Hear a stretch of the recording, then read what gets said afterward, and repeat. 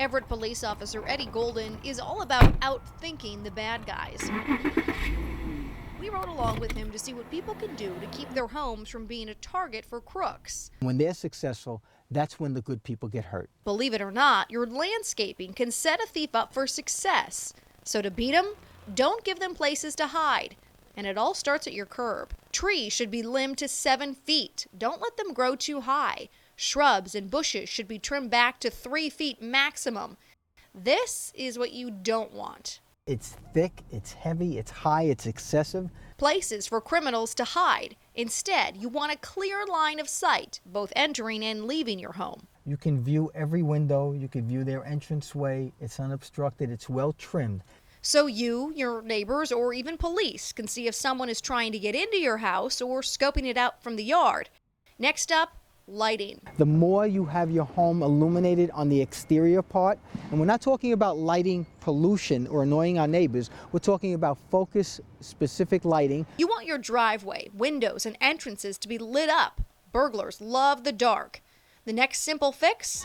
Locks. Be surprised how many victims of crime, especially burglary, do not lock their doors or their windows and they leave. Not only do you need to lock up, Officer Golden recommends double locks on everything, doors and windows. Criminals by nature and by habit will always select the shortcut, the path of least resistance. The idea is to make it more difficult for the criminals so they don't pick your house or even your neighborhood. I think you're going to do a lot better and minimize that opportunity for the criminal to come close. Officer Golden says simple changes can make all the difference. Think of it like spring cleaning for your safety and sense of security. It's an adjustment of habit in regards to their home environment rather than spending a lot of money.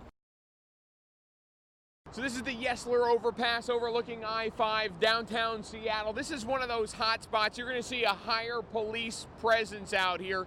It's a T-zone, a traffic enforcement area, and these T-zones litter the landscape. Take a look at these maps and you can see what I'm talking about. We look professional when we do that. Tucked away in Seattle's Queen Anne neighborhood, Let's do it one more time. sits a company with a new approach at landing a job after college. I wasn't getting hired right out of WSU, and so I was like, well, it's either I stay at home in Tacoma all June and maybe get a job at McDonald's, or I come to Koru and really practice on myself and my professionalism. So Justin came to Koru, a campus that looks like any other startup in Seattle. Think about it like an on-ramp to your career. And when you get on the right on-ramp, you're going to have a much more accelerated experience in your career. Started by Fortune 500 business leaders and education experts, Koru helps bridge the gap between graduation and the job interview. Right now, half of all students who graduate college are either underemployed or unemployed, oftentimes because they don't have the skills employers are looking for. It's very difficult to know from a resume what somebody can do when they just have graduated from college. It doesn't tell you whether they're going to be effective in a team. And it doesn't tell you whether they're going to know how to run a meeting. 47%. That's where Koru comes in. It's all about learning by doing. I'm like, okay, what's in my brain next? For 3 weeks, students who either just graduated or those who are going into their senior year go to career boot camp. They split into groups, they're given a challenge from a real company.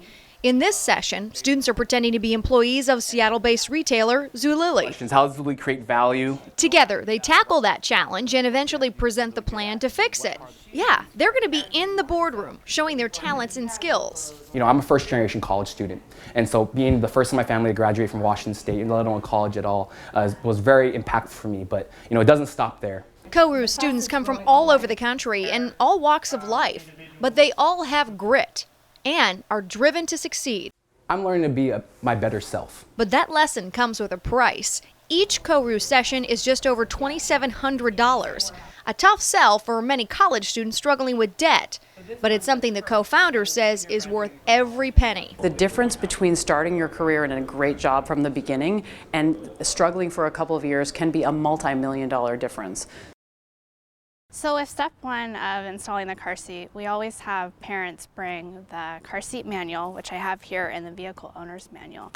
We'll read through these and check to see if there's any restrictions on seating or if there's any special instructions for installing, and we'll work through that with the parents step by step. Another thing that we check is also the labels on the car seats here, checking the weight limits, height limits. Our next step, we're going to install it now. So we have to decide whether or not we're going to use the seatbelt here or we're going to use the latch system. And for this particular seat, we have lower anchors that we can use to install it. So that's what I'm gonna do here. All we're listening for is a click. So on this particular seat, you're gonna pull up here and put pressure on the seat right about where my hand is and pull up. And so when you go to check for movement of the car seat, you're gonna check right where it's installed, and you want less than 1 inch of movement. That shows that it's installed tightly to the vehicle. So our very last step is we're gonna put the car seat in, and we're going to put the child in the seat, and we're gonna tighten the harness so that if we have a child sitting in here and I tighten the harness, if I go to pinch any of this webbing, I shouldn't be able to pinch any of this. That tells you that the harness is tight enough on that child. And those are the basic 4 steps that we go through with parents when it comes to car seat checks. Since I was a little boy, I wanted to play ball. For every player who steps onto the Garfield High School football field, there's a saying: all in, leave everything else on the sidelines. The focus is football. You might get to know them in the beginning when you first come out to play, but over the years, you become a family. It's a team bond built over time with trust. And that trust is what gives 14-year-old Carrington Henry the courage to open up about his life off the field. In the shelter, everyone woke up at 6 because you had to leave. No one knew except a close friend that Carrington bounced around between the home of a family member and homeless shelters. It was tough, sleeping on the mat, a shade. It was, then they had bed bugs there. I really did feel sad. Each day in the back of his mind, the uncertainty of what he would eat or where he would sleep. He never said a word until he confided in his coach. The last conversation that really kind of broke my heart was he was living downtown Seattle and had lived at the tent city and all those things, and I was just blew my mind. So 2 months ago, when Carrington had nowhere else to turn, Garfield football coach Derek Sparks took him in. To the House of Champions, come on in. This became the first bedroom that we decided that would be for Carrington. Coach Sparks opened his home up to Carrington. He now likes to call this his House of Champions. It's a safe place to stay for one of his players who needed somewhere to go. He's impacted me more than I think he knows.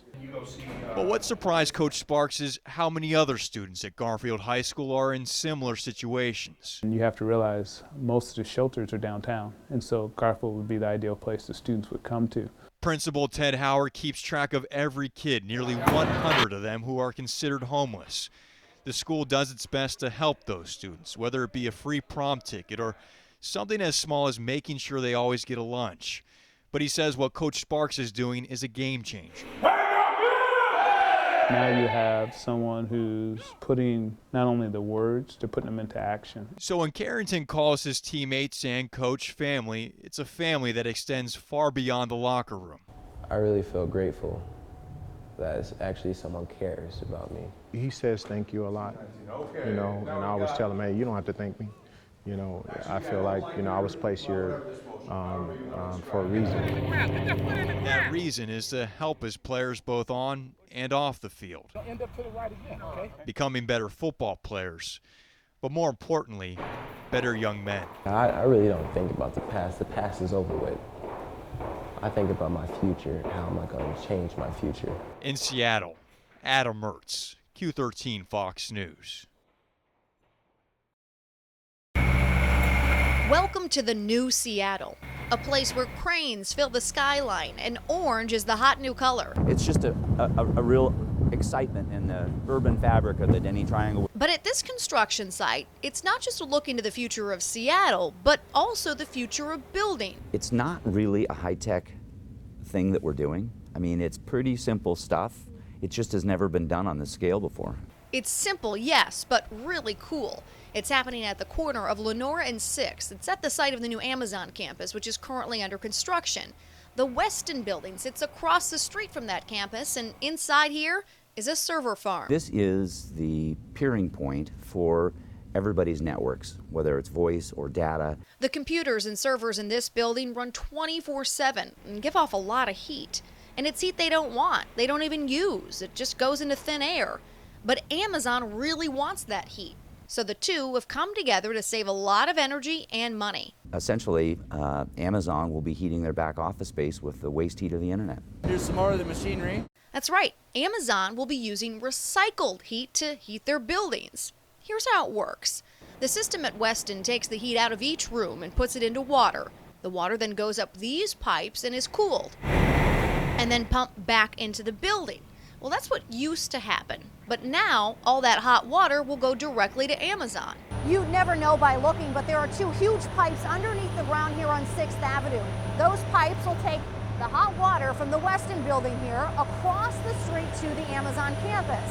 Amazon will take the hot water they want and then pump the cool water back through the pipes across the street, send it right up to the Weston building. Now that we've done it, and we've shown that it can be done, and it will be done, then we hope to expand the system. City officials say that's the goal. With this growth comes the opportunity to really rethink how we live.